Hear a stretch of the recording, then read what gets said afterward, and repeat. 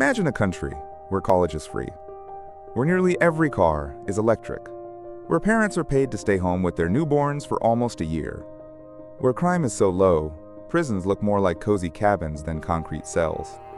A country so rich, it owns a $1.6 trillion fund just to save for the future, and every citizen technically owns a piece. Sounds like a fantasy, right? But this place is real.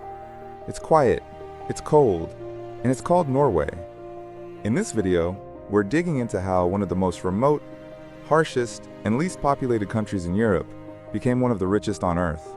Not just in money, but in trust, in life quality, in happiness. It wasn't always this way. In fact, just 100 years ago, Norway was dirt poor, a struggling fishing nation that most of Europe ignored. So what changed? What did they do differently? Stick around, because by the end of this video, you'll see that Norway's wealth isn't just about oil. It's about mindset, about community, about a long game almost no other country dares to play. Let's rewind time. The year is 1900, and Norway doesn't look anything like the country you know today. There are no Teslas gliding silently down the streets, no glassy skyscrapers in Oslo, no trillion-dollar fund cushioning the nation's future. Instead, imagine rugged coastlines, biting winds, and remote fishing villages clinging to the edges of mountains and sea. The people? Hardened by the cold, their hands calloused from hauling nets, their homes simple, many without electricity, plumbing, or even proper roads. This wasn't the Norway of postcards. It was a country struggling just to survive. Back then, Norway was one of the poorest nations in Europe. Most people lived off the land or the sea. Cod was everything. Food, money, hope. A bad fishing season meant empty stomachs.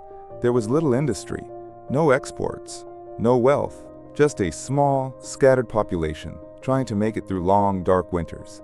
And politically, Norway didn't even fully control its destiny. For centuries, it had been passed around from Denmark to Sweden, like a forgotten corner of the continent. It wasn't until 1905 that Norway officially gained full independence. But independence didn't come with riches. In fact, many young Norwegians left. From the 1860s through the early 1900s, over 800,000 Norwegians emigrated mostly to America in search of work, food, and a better life. Think about that. Nearly a third of the population just left because they didn't see a future here.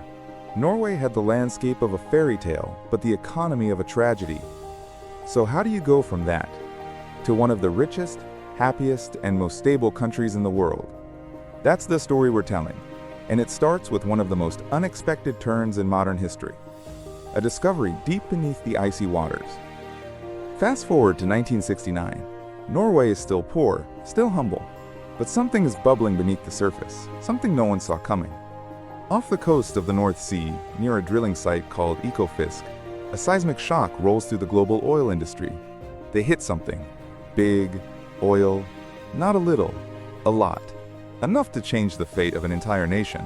And just like that, Norway struck black gold. For most countries, that kind of discovery is like winning the lottery. And as we all know, not everyone handles sudden wealth well. In fact, there's a name for it, the resource curse. It's what happened in countries like Venezuela, Nigeria, Iraq. Oil made them rich and then tore them apart. Corruption, greed, violence. In many places, oil brought power to a few and misery to the rest. But Norway didn't fall for the trap, because instead of asking, how fast can we cash in? They asked, how can we make this last? And that question would change everything. Norway made a bold, radical choice. The oil doesn't belong to the government, or the oil companies, or the richest 1%. It belongs to everyone. So the state stepped in.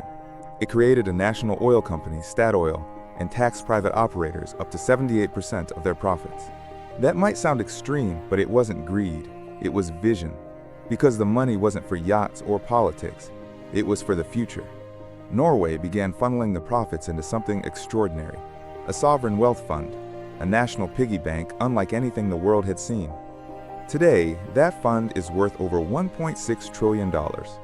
That's $300,000 for every man, woman, and child in the country. And it's not sitting in a vault. It's alive, invested in technology, real estate, green energy, even some of the world's biggest brands, From Apple to Amazon, from solar startups to wind farms, Norway isn't just pumping oil, it's owning the future. And here's the wild part. They don't even touch the fund's principal. Only a small percentage of the interest is used in the national budget. They treat the fund like it's sacred, a promise to the unborn. Oil will run out, but the money, if managed wisely, it never has to. So what does this kind of long-term thinking buy you? Well, in Norway, a lot. Start with healthcare. It's universal. Paid for, not feared. Education? University is free. No crushing student debt. Want to start a family? New parents get up to 49 weeks of paid parental leave, and dads are expected to take their share. And that's just the beginning. In Oslo, you'll find world-class public transit. In the countryside, children bike to school alone. Safely, the air is clean. The tap water is better than bottled, and nearly 80% of new cars sold in Norway are electric. Even the justice system is different. Prisons aren't designed to punish, they're designed to rehabilitate. In some Norwegian prisons, inmates cook their own meals. They study. They're treated like people, not numbers. And you know what? It works. Norway has one of the lowest reoffense rates in the world, because here, they believe people can change. This isn't utopia. It's not perfect, but it's proof. When a country invests in people, not just profits, wealth begins to look very different. If you ask a Norwegian what really makes the country rich, they might not say oil or the fund or the Teslas. They'll say one word: trust. And it's everywhere. Trust in the government, in the legal system, in each other. You see it in the taxes. Norwegians pay some of the highest taxes in the world and barely complain. Why? Because they believe they're getting something back.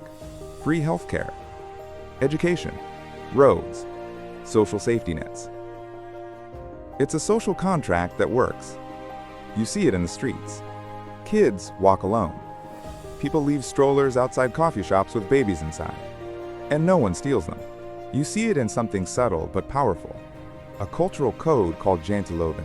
It says, don't think you're better than anyone else. It's not about putting people down. It's about lifting everyone up.